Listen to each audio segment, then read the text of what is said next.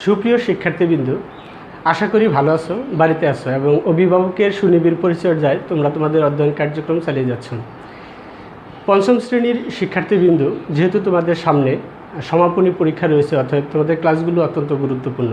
আমরা গতকাল আবহাওয়া এবং জলবায়ু অধ্যায় থেকে আলোচনা করেছি। আজকে আমরা বাংলাদেশ ও বিশ্ব পরিচয় বই থেকে সপ্তম অধ্যায়ের মানবাধিকার নিয়ে আলোচনা করব। বিশেষভাবে একটি বিষয় লক্ষণীয় যে আমরা প্রত্যেকটা ক্লাস নেওয়ার পর ওই অধ্যায়ের যাবতীয় যোগ্যতাভিত্তিক প্রশ্নগুলো লিখে তোমাদের ভাইবারে আপলোড করে থাকি। তোমরা এই প্রশ্নগুলো অবশ্যই খাতায় লিখে রাখবে, যা পরবর্তীতে কাজে লাগবে। আমরা বাংলাদেশ ও বিশ্ব পরিচয় অধ্যায় থেকে সপ্তম অধ্যায়ের মানবাধিকার বিষয়গুলো নিয়ে আলোচনা করব। আজকে আমাদের আলোচনা বিষয় মানবাধিকার এবং অটিস্টিক শিশুর বৈশিষ্ট্য। চলো যাই, আমরা আজকে এই অধ্যায় থেকে যে বিষয়গুলো পড়ব সেই বিষয়গুলো সম্পর্কে স্বাভাবিকভাবে জেনে নিই। পঞ্চম অধ্যায়, সপ্তম অধ্যায় মানবাধিকার, পাঠ 7-এর 1 এবং 2 সকলের অধিকার এবং অটিস্টিক শিশু। আমরা এই অধ্যায় শেষে যে বিষয়গুলো সম্পর্কে সমক্ষ ধারণা লাভ করব সেটা হচ্ছে মানবাধিকারের ধারণা ব্যাখ্যা করতে পারব, সকলের অধিকারগুলো বলতে পারবে, মানবাধিকার বিরোধী কাজে আমাদের করণীয় কী সেটা চিহ্নিত করতে পারবে, অটিস্টিক শিশু কাকে বলে তা বলতে পারবে, অটিস্টিক শিশুর বৈশিষ্ট্য ব্যাখ্যা করতে পারবে। চলো শিক্ষার্থীরা, এই বিষয়গুলো সম্পর্কে আমরা বিস্তারিত জেনে নিই। মানবাধিকার, তোমরা ছবিতে দেখতে পাচ্ছ, প্রথমে শিক্ষা গ্রহণ এবং পরবর্তীতে দেওয়া আছে স্বাধীনভাবে চলাফেরা। বস্তুত শিক্ষা গ্রহণ, স্বাধীনভাবে চলাফেরা এগুলো হচ্ছে আমাদের একজন মানুষের সুস্থ স্বাভাবিক জীবনযাপনের জন্য অত্যন্ত গুরুত্বপূর্ণ, আর এই জন্যই এগুলো মানবাধিকার। জাতিসংঘ 1948 সালের 10ই ডিসেম্বর বিশ্বের সকল মানুষের অধিকারকে স্বীকৃতি দিয়ে মানবাধিকার সার্বজনীন ঘোষণাপত্র অনুমোদন করেছে। ঘোষণা অনুযায়ী জাতি, ধর্ম, বর্ণ, বয়স, নারী, পুরুষ, ধনী, গরিব সকলের সমান অধিকার। অর্থাৎ যে একজন মানুষ যে পরিস্থিতিতেই থাকুক না কেন তার জন্য অধিকার সমান। এখানে ধনী এবং গরিবের জন্য আইন বা অধিকারের কোনো তারতম্য করা হয়নি।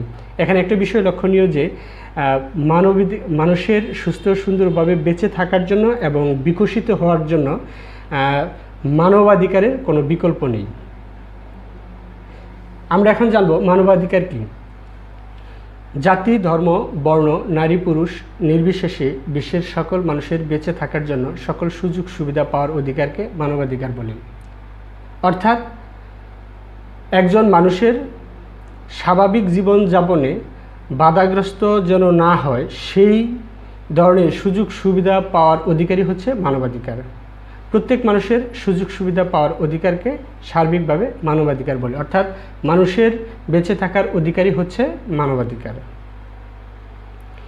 আমরা এখন ছবির মাধ্যমে জেনে নিব যে আমাদের মানবাধিকারগুলো কী। প্রথম ছবিতে তোমরা দেখতে পাচ্ছ একটি শিশু। বস্তুত জন্মগতভাবে প্রত্যেকটা মানুষই স্বাধীন এবং এই স্বাধীনভাবে জন্মগ্রহণের পর স্বাধীনভাবে একটা মানুষ বেড়ে উঠবে কোনো বাধা বিপত্তিহীন, এটাই হচ্ছে জন্মগতভাবে স্বাধীন। দ্বিতীয়, স্বাধীনভাবে চলাফেরা। একজন মানুষ রাষ্ট্রীয় বিধিনিষেধ ব্যতি রেখে বা বিশেষ বিশেষ স্থান ব্যতি রেখে স্বাধীনভাবে চলাচল করবে তার প্রয়োজন মেটানোর জন্য, এটা হচ্ছে তার অধিকার।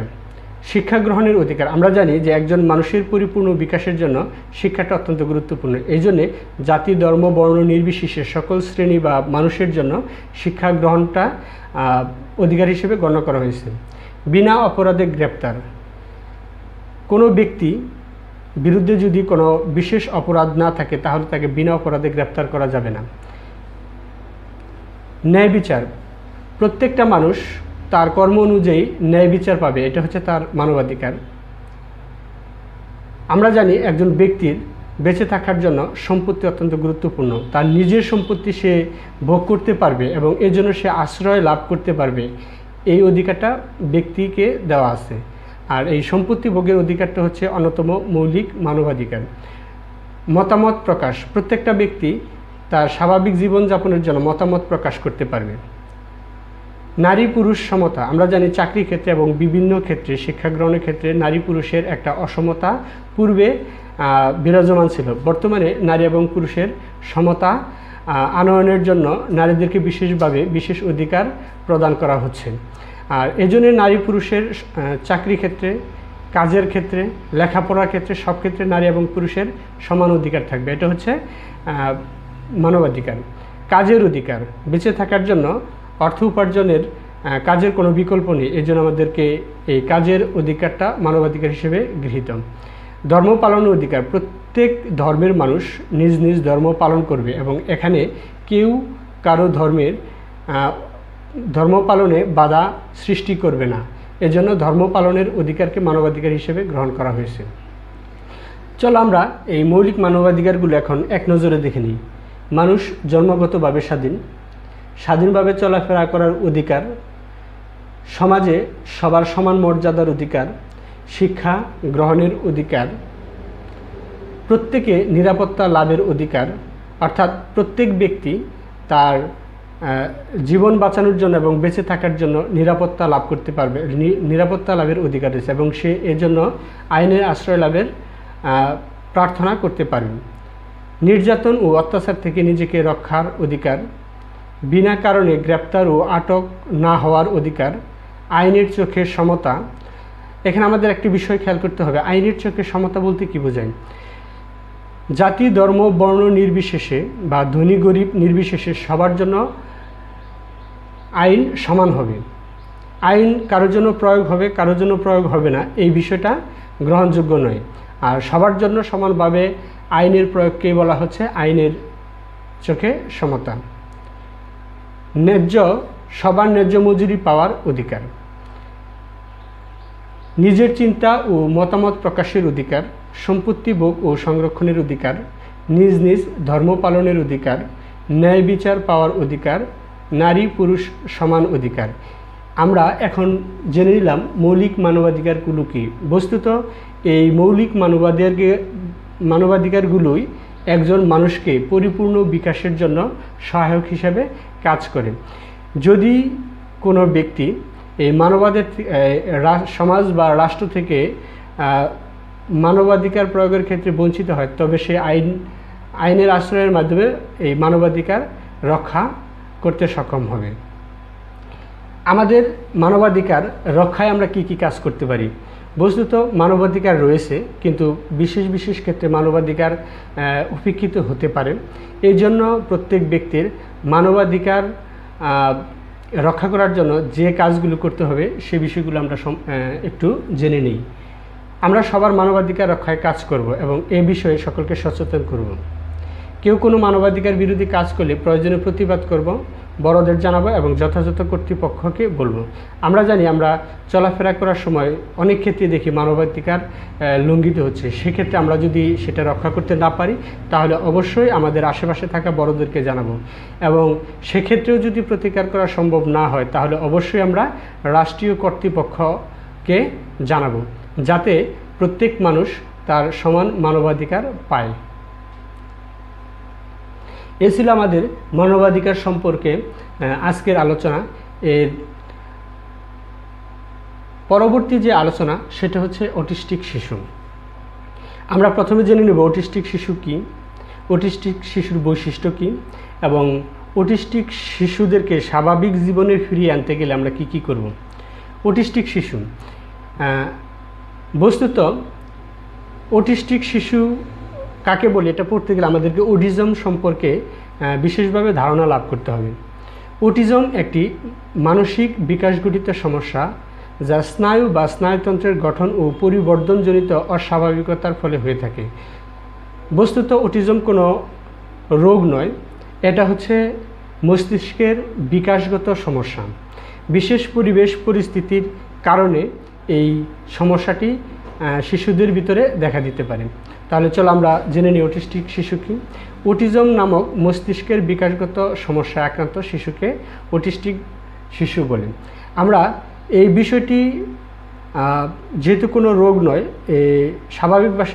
স্বাভাবিকভাবে একটা শিশুর আচার আচরণ থেকে এই সমস্যাটি আমরা শনাক্ত করতে পারি। অটিস্টিক শিশুর বৈশিষ্ট্য, অটিস্টিক শিশুরা দলে কাজ করতে পারে না। আমরা জানি যে শিশুরা স্বাভাবিকভাবেই এক জায়গায় কয়েকজন শিশু থাকলে তারা দলগতভাবে খেলাধুলা করে বা বিভিন্ন কাজ করে, কিন্তু অটিস্টিক শিশুরা দলে কাজ করতে চায় না, তারা একাকী থাকতে পছন্দ করে। 2, সকল কাজ বা বিষয় একই নিয়মে করতে চায়। দৈনিক কাজের রুটিন বদল হলে খুবই উত্তেজিত হয়। ধরা যাক একটা সুইচ একটা শিশু ধরে আছে, নিভাবে আবার জ্বালাবে, নিভাবে এবং জ্বালাবে। এক্ষেত্রে কেউ বাধা সৃষ্টি করলে তাহলে এই শিশুটি উত্তেজিত হয়ে যাবে। অটিস্টিক শিশুরা আলো, শব্দ, গতি, স্পর্শ, স্বাদের ক্ষেত্রে অতি সংবেদনশীল থাকে। বিশেষ করে পোশাকের ক্ষেত্রে তাদের সংবেদনশীলতাটা বেশি।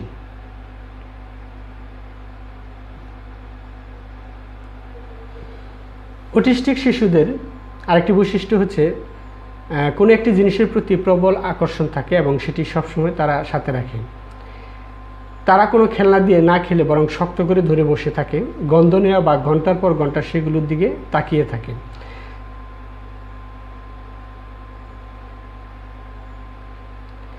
কোনো কোনো অটিস্টিক শিশু চমৎকার প্রতিভার অধিকারী হয়, যেমন ছবি আঁকা, অঙ্ক করা বা গান গাওয়া। অটিস্টিক শিশু বলতে যে তারা কোনো কাজ করতে পারবে না তা নয়। অটিস্টিক শিশুদের ভিতরেও ব্যাপক প্রতিভা লক্ষ্য করা যায়। তারা ছবি আঁকার ক্ষেত্রে, অঙ্ক করার ক্ষেত্রে এবং গান গাওয়ার ক্ষেত্রে বিশেষ প্রতিভার স্বাক্ষর রাখে। বস্তুত অটিস্টিক শিশু শারীরিকভাবে সম্পূর্ণ সুস্থ থাকে এবং অন্যদের মতোই পড়াশোনা করতে পারে। অটিস্টিক শিশুর প্রতি করণীয়। আমাদের আশেপাশে যদি কোনো অটিস্টিক শিশু থাকে, আমরা কিভাবে তাদেরকে যত্ন নিব বা তাদেরকে স্বাভাবিক জীবনে ফিরিয়ে আনার জন্য আমরা কি কি ব্যবস্থা গ্রহণ করব বা করতে পারি, সেই বিষয় সম্পর্কে আমরা এখন জেনে নিব। তাদের বিশেষভাবে যত্ন নিলে তারাও সমানভাবে বিকশিত হওয়ার সুযোগ পাবে। যথাযথ সচেতনতা সৃষ্টির মাধ্যমে তাদের বেড়ে ওঠা নিশ্চিত করতে হবে।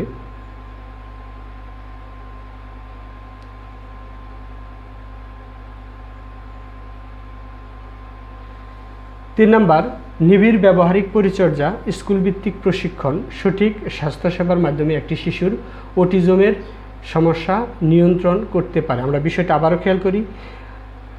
তাদের বিশেষভাবে যত্ন নিলে তারাও সমানভাবে বিকশিত হওয়ার সুযোগ পাবে। যথাযথ সচেতনতা সৃষ্টির মাধ্যমে তাদের বেড়ে ওঠা নিশ্চিত করতে হবে। নিবিড় ব্যবহারিক পরিচর্যা, স্কুলভিত্তিক প্রশিক্ষণ, সঠিক স্বাস্থ্যসেবার মাধ্যমে একটি শিশু অটিজমের সমস্যা নিয়ন্ত্রণ করতে পারে। প্রিয় শিক্ষার্থীবৃন্দ, চলো আমরা আজকের এই অধ্যায় থেকে যে বিষয়গুলো পড়লাম সে সম্পর্কে প্রশ্ন উত্তরের মাধ্যমে জেনে নিই। কত সালে জাতিসংঘ মানবাধিকার ঘোষণা করা হয়? 1948 সালে 10ই ডিসেম্বর। মানবাধিকার কাকে বলে? মানবাধিকার হলো মানুষের অধিকার, অর্থাৎ একজন ব্যক্তির সুস্থ স্বাভাবিকভাবে বিকশিত হওয়ার পাশাপাশি বেঁচে থাকার জন্য যে অধিকারগুলো রয়েছে সেই অধিকারগুলোকে বলা হয় মানবাধিকার। 3টি মানবাধিকারের নাম বলো। আইনের চোখে সমতা, কাজের অধিকার এবং শিক্ষা গ্রহণের অধিকার। মানবাধিকার রক্ষায় 2টি করণীয়। মানবাধিকার রক্ষায় আমরা সকলকে সচেতন করব এবং মানবাধিকার রক্ষায় আমরা রাষ্ট্রীয় কর্তৃপক্ষের দৃষ্টি আকর্ষণ করব। এ ছিল আমাদের আজকের প্রশ্নোত্তর পর্বের উত্তর এবং আলোচনা। বাড়ির কাজ। মানবাধিকার কাকে বলে?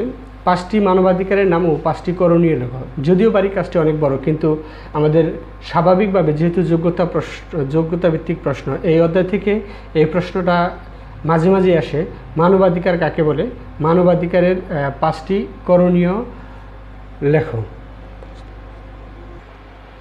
5ম শ্রেণী প্রিয় শিক্ষার্থীবৃন্দ, আমরা আজকে যে ক্লাসটি নিলাম এই ক্লাসের সাথে তোমরা অংশগ্রহণ করার জন্য বিশেষভাবে ধন্যবাদ। আর আগামী দিন আমরা 8ম অধ্যায় নিয়ে আলোচনা করব। এই বলে সকলকে বিশেষভাবে ধন্যবাদ।